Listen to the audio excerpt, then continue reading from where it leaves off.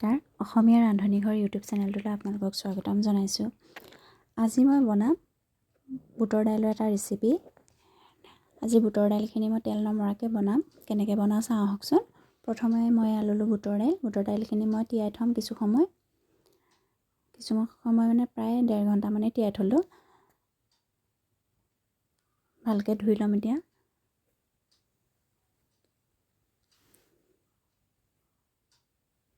ধুই লোৱা হৈ গৈছে।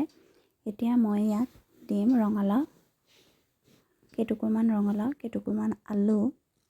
যিহেতু মই বইল বনাম তেল নমৰাকৈ, কুকাৰত দিম বুটৰ দাইলখিনি। লগত দি থোৱা আছিলে ৰঙালাও আৰু আলু। এতিয়া মই মিহি মিহিকৈ বিলাহী কাটি ল'লোঁ। কাটি লোৱা বিলাহী কেইটুকুৰ দিলোঁ। তাৰপিছতে মই দিম এয়া পালেং শাকখিনি অলপ ডাঙৰ ডাঙৰকৈ কাটি দিছোঁ।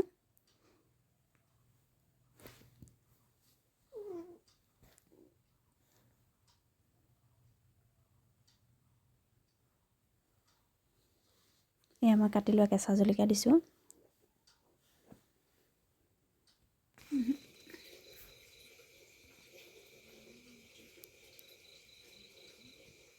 তাৰপিছতে দিম মই আদা আৰু নহৰু। আদা নহৰুখিনি খুন্দি লোৱা নাই, সৰু সৰুকৈ কাটি ল'লোঁ।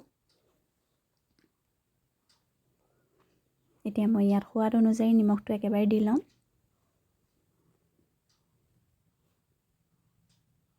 তাৰপিছতে দিম অলপমান হালধি।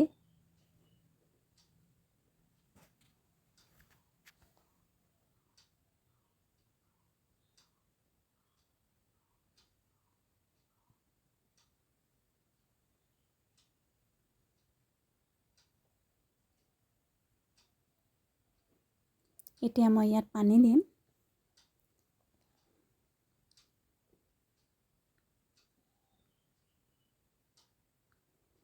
পানীখিনি দি মই কুকাৰত 3 পৰা 4টা হুইচেল মাৰালৈ ৰখি দিম।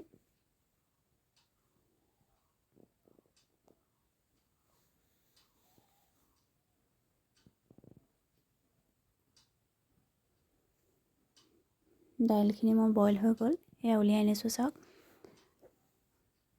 অকণ তল ওপৰ কৰি দিলোঁ। এতিয়া মই ঘুটনি এডালে ঘুটি দিম।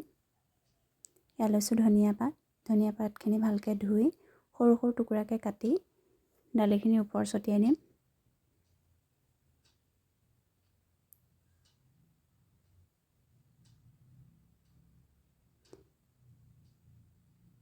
এতিয়া মই ইয়াত অকণমান ঘি দিছোঁ। আপোনালোকে যদি বেছি ভাল পায় অলপ সৰহকৈ দিব। মোৰ ঘৰত ঘি সকলোৱে ভাল নাপায়, সেইকাৰণে দিয়া নাই। সদায় মছলা খাই খাই আমনি লগাসকলে কেতিয়াবা এইদৰে বনাই খাব পাৰে।